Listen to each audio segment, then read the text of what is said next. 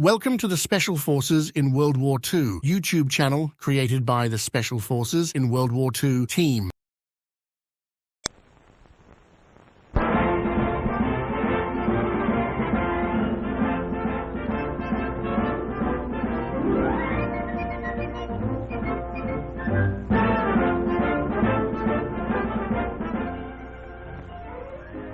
I come from a country of roads.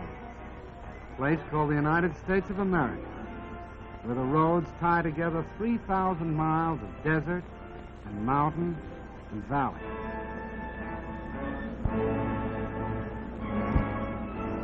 Because of the automobile, Americans who live 100 miles from each other are as close neighbors as the man next door.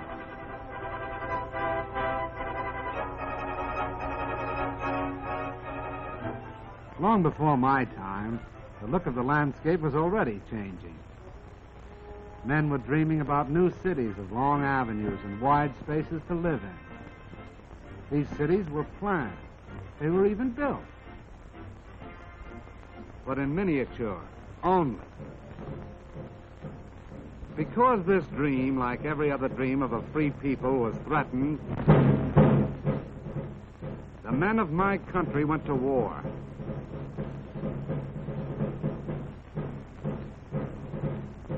The automobiles of the times of peace were stopped. They were stored away for the duration.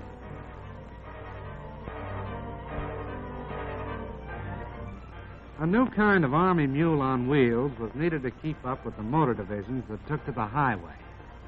And that's what I was going to be. The job of figuring me out was given to the automobile industry. Every year, men like these had designed a new and more beautiful collection of cars. These new models were presented like debutantes at auto shows that were the social events of the season. In the hands of these experts, there was no telling just what I might turn out to be. A beautiful sedan, maybe, with all the gadgets and devices. A handsome roadster. Maybe a peacock. They worked on me and worked, and finally, here's what came out. Can this be an automobile, men wondered? Looks more like a four-wheel Beetle, one of them said.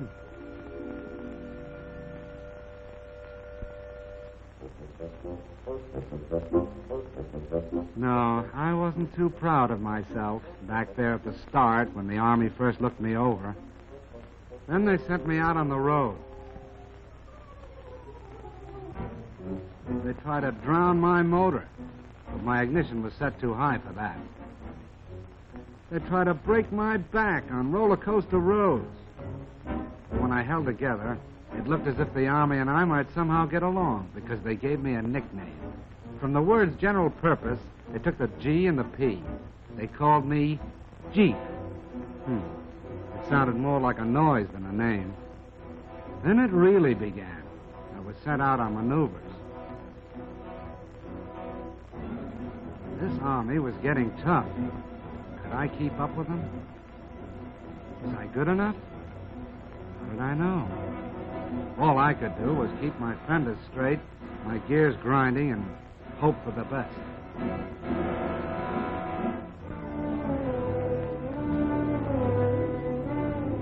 And the things they asked me to do, like rivers, for instance. I had to be light enough to cross water in my own canvas tarpaulin. Lucky I didn't weigh more than 2,200 pounds. And it was lucky that I wasn't any bigger than 11 feet long and 5 feet wide and 3 feet high. Because when the outfit took to the air, they expected me to go right along with them.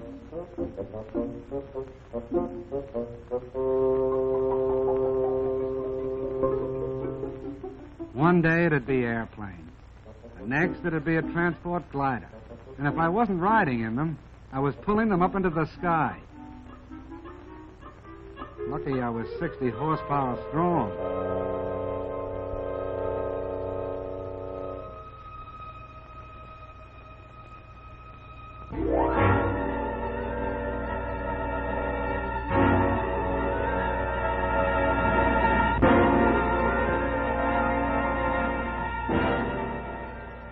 Army was getting tougher, preparing itself for the big offensives that were coming. And I had to get tougher to keep up. I'll say one thing. No matter what they asked me to do, pull cannon, break my own road through the underbrush, or keep moving at better than 70 miles an hour, it was no worse than what my driver was ready to do himself. The American soldier and I got along fine, like a good rider and a horse. We got to be pals. But even so, I had my doubts. Most of the machines around me had proved themselves in battle. I was still on probation.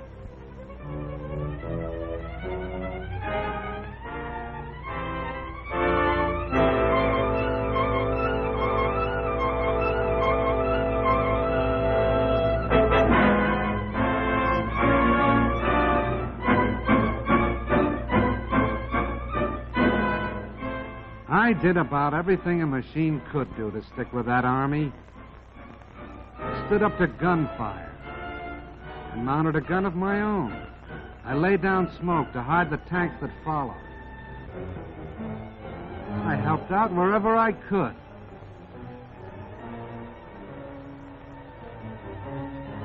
I even learned how to splash across rivers.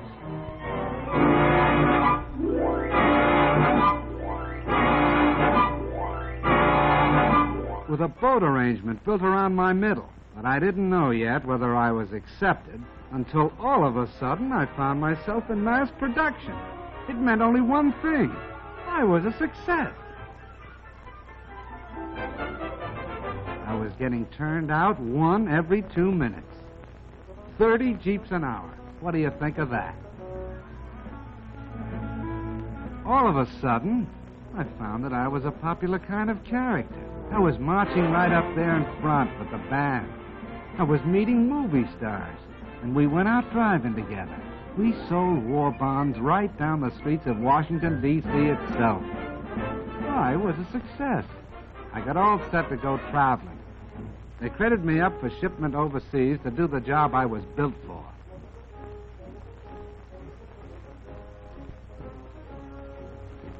I was sent over by the thousands.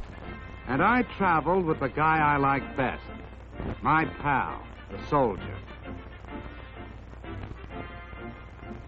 Wherever he goes, I go. And let me tell you, we land together on a lot of different shores.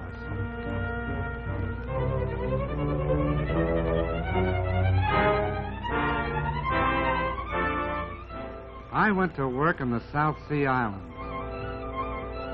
I fought mud in North Africa.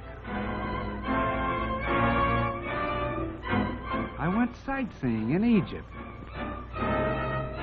And in China, I teamed up with General Stilwell, with General Chennault and his Flying Tigers. I kept from freezing up in Alaska and from boiling down in Timor. I traveled with General MacArthur in New Guinea. I was a success. I hobnobbed with famous people like Wendell Willkie, with King George, and Queen Elizabeth.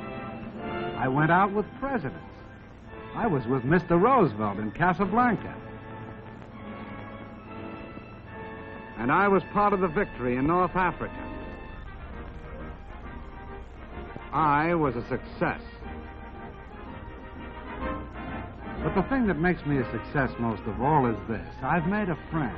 I mean the soldier. Wherever you see one of us, the other won't be far behind. And that goes for now, when we're fighting together, and for after the war, when we'll be building together.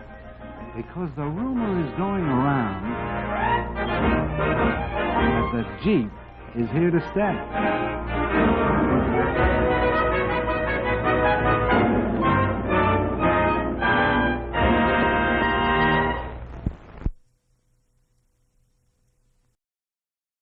Thank you for watching the Special Forces in World War II YouTube channel, an unwavering digital fortress committed to preserving the history of elite and specialized units in World War II.